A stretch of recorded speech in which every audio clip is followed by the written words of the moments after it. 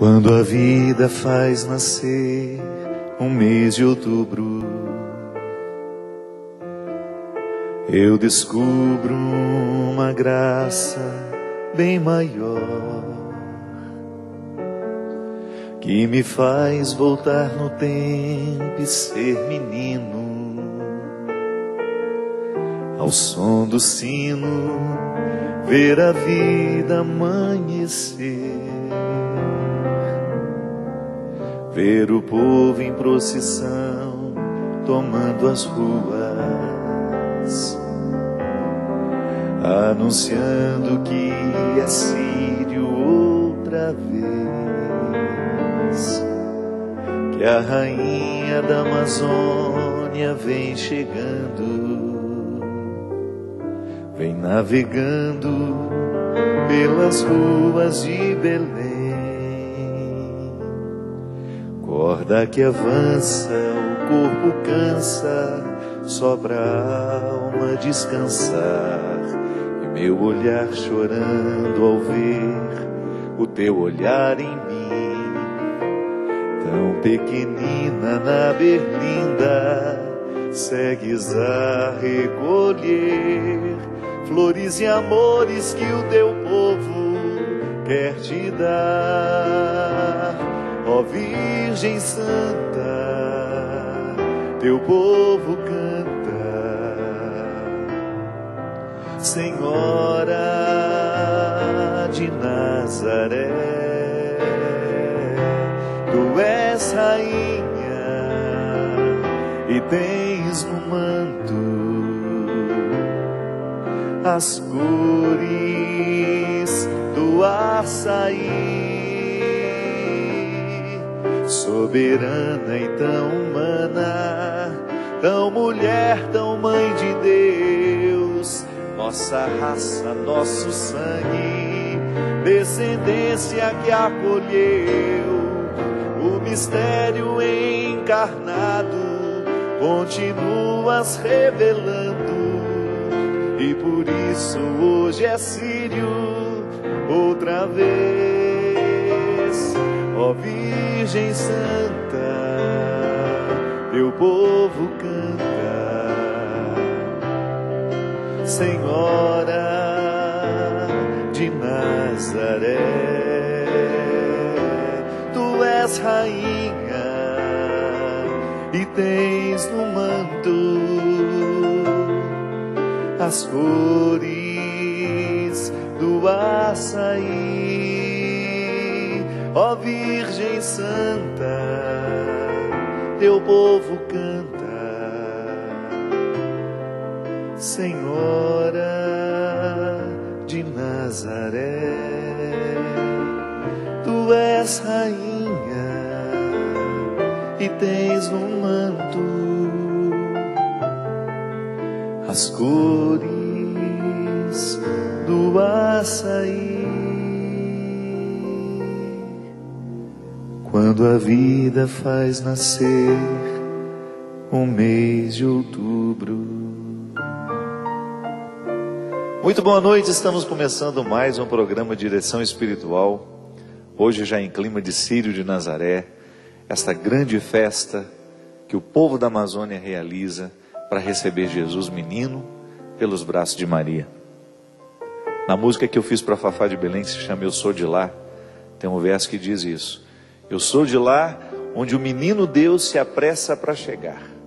2 meses antes já nasceu, fica por lá, tomando chuva, se sujando de açaí.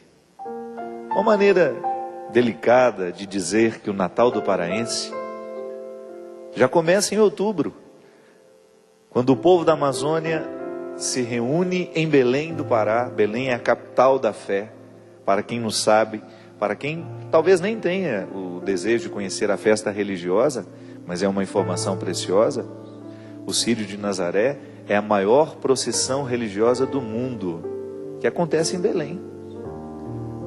E eu gosto sempre de apreciar aquele mistério. Eu já sou igual paraense, não consigo ficar um círio longe de lá, porque para mim é uma festa de extrema simplicidade, mas de profundo significado teológico. A mim encanta ver a imagem, a representação, né, como se fosse uma fotografia da Mãe de Deus, levando o menino Jesus nos braços. Aquela imagem que já é pequena na berlinda, causando tanta comoção, menor ainda é o menino Jesus no colo dela. E pensar que toda aquela festa está organizada para que a gente possa receber Jesus pelos braços de Maria. Que essa é a grande função de Maria na igreja.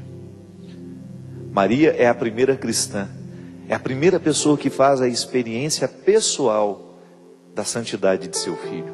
Imagina sendo ela aquela que gerou, aquela que recebe nos braços, aquela que cuida, aquela que amamenta, aquela que ajuda Jesus a pronunciar as primeiras palavras. Já pensou nisso? Todas as palavras salvíficas pronunciadas por Jesus, as palavras que ainda continuam tocando a nossa vida, modificando o nosso coração, porque elas estão eternizadas na Sagrada Escritura e nos testemunhos que começaram com os apóstolos e que chegaram até nós. Pensar que foi Maria o primeiro ser humano a ouvir as palavras de Jesus. Pensar que foi na Sagrada Família, né? No íntimo daquela família, entre Maria e José, que Jesus aprendeu a falar. E eu fico pensando, minha gente, Jesus é Deus, mas a consciência dessa divindade foi se dando aos poucos, no processo histórico.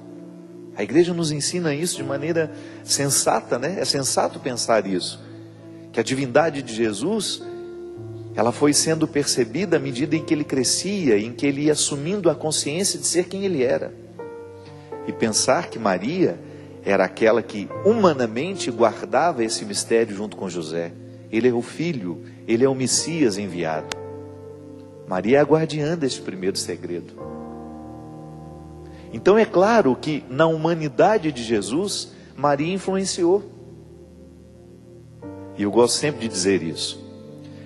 Antes de Jesus, né, fazer todos os milagres que ele fez e agir de maneira miraculosa, Jesus agiu de maneira humana e de uma maneira inesquecível.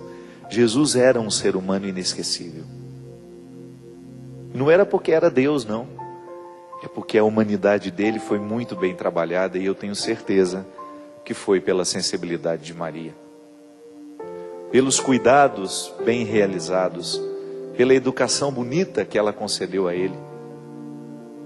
Uma mulher que carregou dentro do coração, primeiramente, a revelação.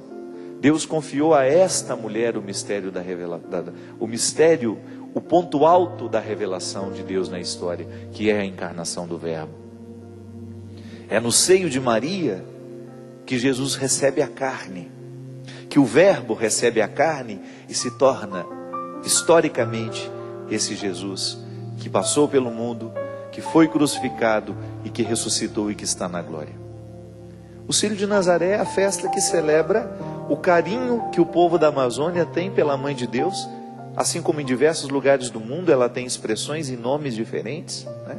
Como aqui em Aparecida nós temos Nossa Senhora de Aparecida, padroeira do Brasil.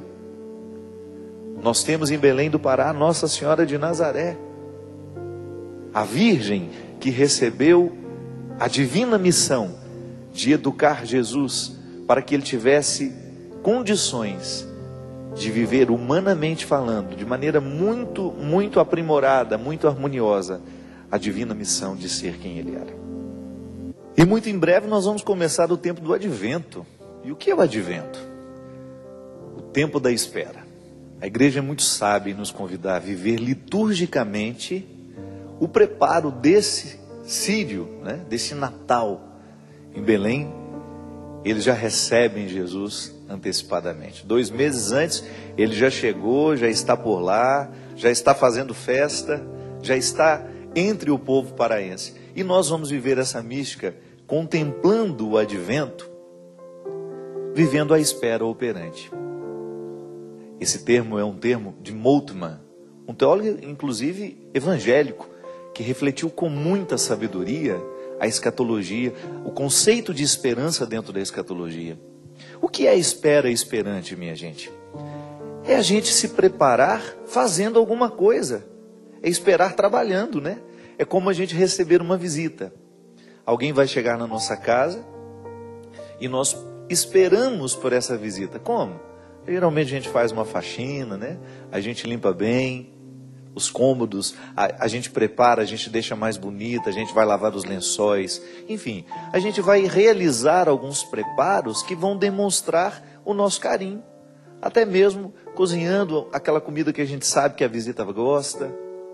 Ou então mostrando os pratos típicos da nossa região, para que o outro se sinta acolhido, se sinta amado.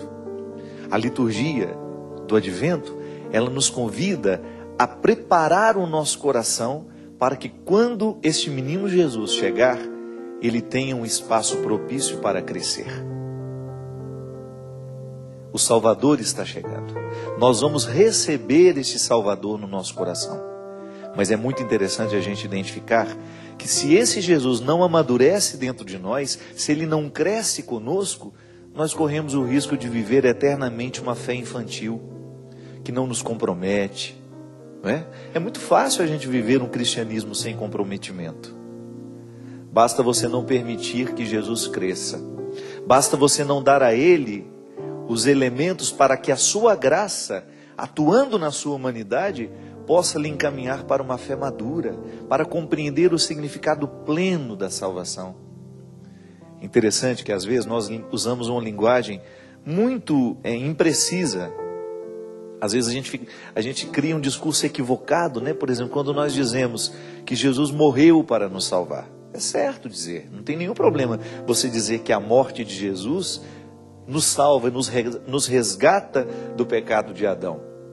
Mas é muito mais completo dizer que o nascimento, a vida, a morte e a ressurreição de Jesus, essa totalidade do acontecimento, é que nos resgata, é que nos salva. E é por isso que a igreja, com muita sabedoria, cria os tempos litúrgicos, que é justamente para nos ajudar a diferenciar o que daquele mistério nós celebramos. No Advento, nós celebramos a espera, o sacrifício, o silêncio, a quietude, para que o nosso coração seja preparado para receber bem esse menino, que depois vai nos encaminhar com ele, da mesma maneira como uma criança cresce, atinge a autonomia, a maturidade, Jesus também vai nos encaminhar para a autonomia e a maturidade da fé, que é quando nós realizamos as coisas por valor. Não é o outro que está me vigiando, não é o outro que está me cerceando. A maturidade da fé gera homens e mulheres livres. E é tão interessante, minha gente. Depois o Natal vem nos propor refletir o nascimento dele em nós, as repercussões que este nascimento tem no nosso coração. Depois você vai vivendo os outros tempos. A Quaresma também voltando à dimensão do sacrifício, para nós lembrarmos os últimos passos desse Jesus histórico no tempo, passando pela Galileia, realizando o que realizou. E nós vamos vivendo liturgicamente através dos evangelhos, através das celebrações, a dinâmica deste nascimento, desta morte, desta vida, desta morte e desta ressurreição. Para quê? Para que nós tenhamos os efeitos desta graça. Para que nós possamos saborear, né, a graça de viver essa proximidade com Ele. Toda vez que liturgicamente nós celebramos a presença real de Jesus através da Eucaristia, nós estamos conclamando todo o significado da sua vida. O que significa ser eucarístico?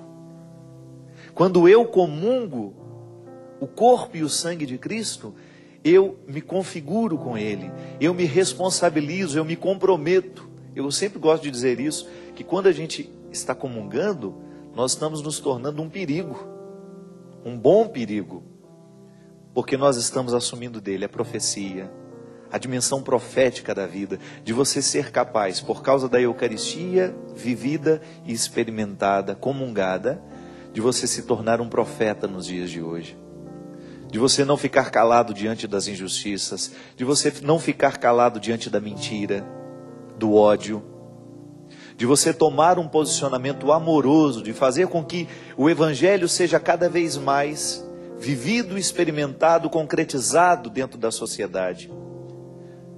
Retirar o cristianismo da condição de um quadro na parede, ou um crucifixo na parede, ou um crucifixo pendurado no pescoço. Muito mais que isso.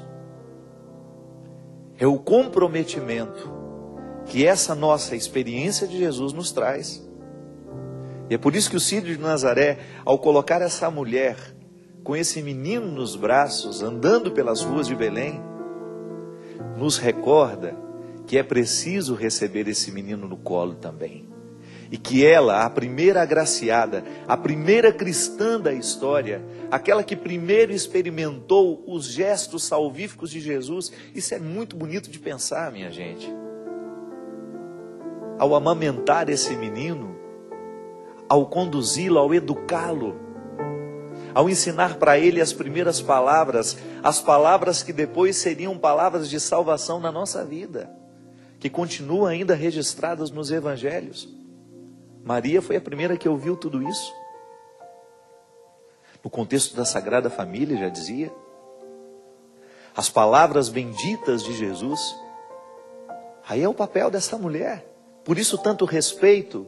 Por isso a igreja a reconhece com tanta glória, com tanta reverência, digamos assim. Mas ao mesmo tempo nos alerta. Ela não tem o poder de nos salvar. Quando nós olhamos para aquela imagem na berlinda, no Círio de Nazaré, o olhar tem que ficar ainda mais atento. Porque se você enxergar apenas a mãe de Deus, você corre o risco de cometer uma idolatria.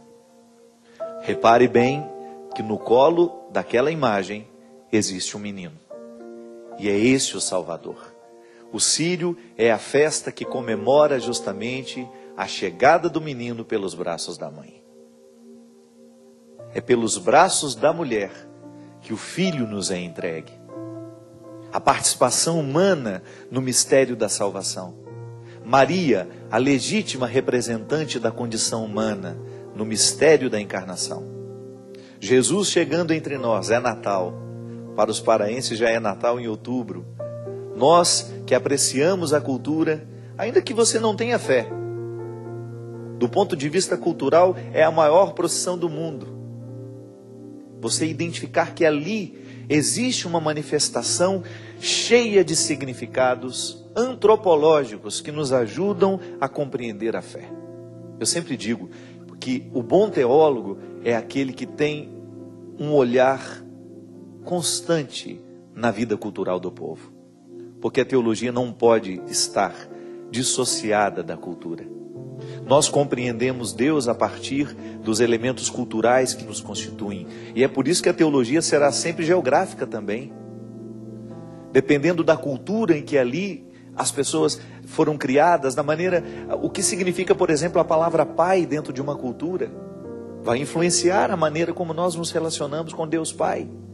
O significado da palavra mãe dentro de uma cultura, talvez por isso o brasileiro tenha tanta facilidade de se identificar com a mãe de Deus.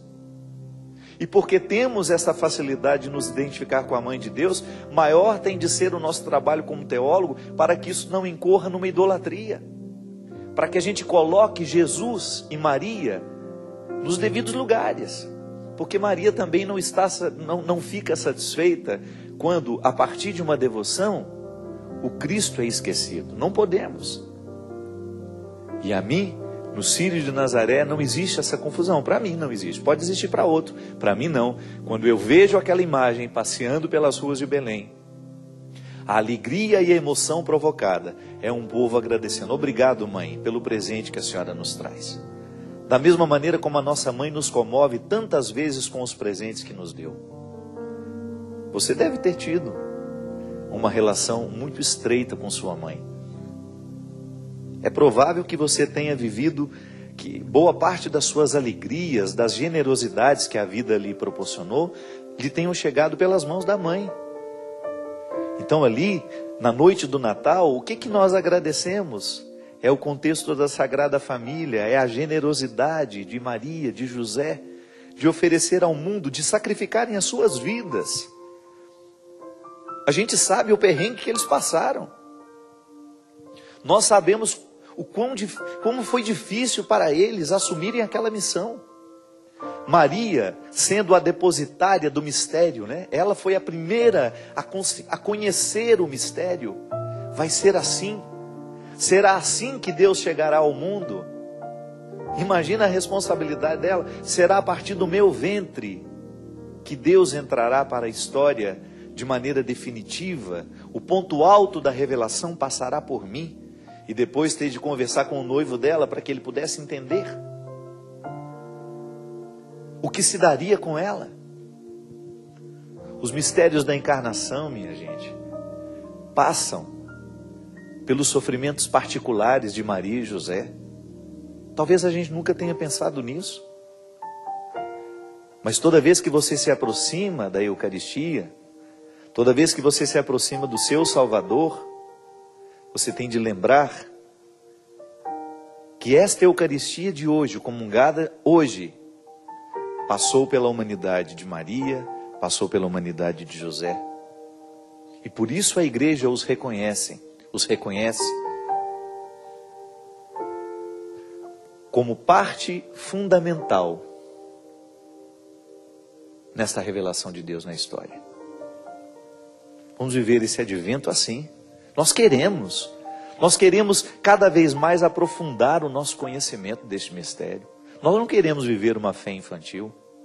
Nós queremos fazer cada vez mais com que aquilo que nós experimentamos de Jesus possa realmente nos transformar e nos amadurecer.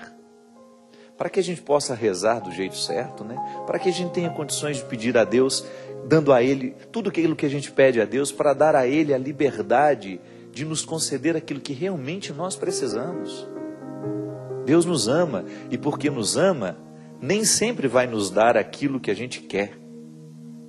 Deus vai nos dar o que a gente precisa. É como uma mãe que dá ao filho o alimento que realmente o alimenta. Se a mãe vai escutar o que o filho quer, é provável que ele vá querer sempre um alimento que não vai alimentar. Vai pedir sempre o que é mais gostoso. Mas o amor e a responsabilidade faz com que aquela mulher tenha coragem de contrariar o filho. Ela gera um conflito positivo. Ela diz não ao filho, porque ela sabe que o alimento que alimenta nem sempre é o mais gostoso. Mas ali está uma sabedoria que só o tempo vai nos mostrar. Só o tempo vai nos proporcionar olhar para trás e dizer: nossa, que bom que a minha mãe me contrariou na hora certa. Que bom que a minha mãe não me deu tudo aquilo que eu quis. Porque se ela me desse tudo aquilo que eu quis, é bem provável que eu não tenha dado muita coisa na vida, não. Porque quem não aprende a ser contrariado na hora certa, terá muita dificuldade de lidar com os contrários da vida. E a fé está aí para isso, para nos sustentar nos contrários da vida, para a gente ter condições de continuar de pé, mesmo quando tudo parece ruir ao nosso lado. É a promessa do Salmo, que vai nos dar a segurança para que a gente possa caminhar, mesmo quando o vale é sombrio. A fé madura, ela nos prepara, ela não vai nos livrar dos sofrimentos. Seria uma hipocrisia da nossa parte, nós estaríamos mentindo se a gente dissesse que Deus vai nos livrar do sofrimento. Não, o sofrimento é inerente à condição humana. Nós sofremos porque somos humanos, porque somos limitados. Vamos sofrer a perda das pessoas que nós amamos, vamos sofrer a perda da saúde. Agora, se Deus está presente no nosso coração, a partir de uma fé madura, nós vamos entender essas perdas como um processo natural. Nós vamos olhar para essas perdas de maneira equilibrada, de maneira harmoniosa. É o que a gente precisa. Que em cada tempo litúrgico, o específico que a igreja nos convida a celebrar, seja um instrumental para transformar a nossa fé infantil em fé madura. Por isso, embalados pelo Círio de Nazaré, que já começa, que já está fazendo o coração paraense bater um pouco mais forte, nós queremos também entrar nesse clima de espera. O menino Deus está chegando e nós queremos que o nosso Natal seja um acontecimento espiritual na nossa vida. A gente pode até viver a graça de dar e receber presentes, mas o grande presente que nós queremos receber neste Natal é esse Jesus que nos chega para nos conceder o dom de uma fé madura. Vamos para um rápido intervalo e a gente volta já já.